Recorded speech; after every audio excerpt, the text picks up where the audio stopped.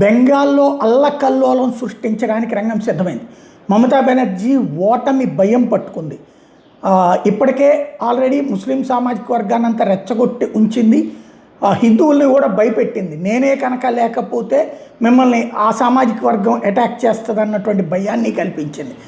దాన్ని మరింత ఫ్లేరప్ చేయడం కోసం కేంద్రం ఏం చేయలేదు, హోంమంత్రి కూడా ఏమీ చేయలేడు, ఇదంతా నా అడ్డానే అని చెప్పడం కోసం రాష్ట్ర వ్యాప్తంగా వివిధ ప్రాంతాల్లో క్రూడ్ బాంబ్స్, నాటు బాంబులు ఏర్పాటు చేసింది అన్నటువంటి విషయం బయటపడింది. తాజాగా వాటిని ఏదైతే సౌత్ 24 పరగనాస్ ఏరియాలో పోలీసులు పెద్ద ఎత్తున ఈ క్రూడ్ బాంబ్స్ని స్వాధీనం చేసుకున్నారు. అది అక్కడ నీళ్లలో దాచిపెట్టి ఉంచినటువంటి, ఇదిగో ఇది విజువల్స్ చూస్తే అర్థమవుతుంది. ఇట్లాంటి నేటి కుంటల్లో దాచబడినటువంటి నాటు బాంబుల్ని ఇప్పుడు పట్టుకున్నారు. అంటే అల్లకల్లోలం చేయడానికి క్రిందసారి కూడా జరిగినాయి. అప్పుడు ఆ కారణంగానే బీజేపీ ఓడింది. బీజేపీకి పట్టున్న ప్రాంతాల్లో ఈ దాడులకు పాల్పడతా ఉండటం అన్నదే క్రిందసారి చేసుకొచ్చింది.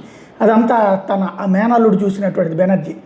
ఇప్పుడు మరి ఏం జరుగుతుందనేది చూడాలి. ఇప్పుడు స్వాధీనం అయితే చేసుకున్నారు. ఇప్పుడు ఆ నీళ్ళనన్నింటా తోడితే అక్కడ బాంబులు దొరికినాయి అన్నమాట.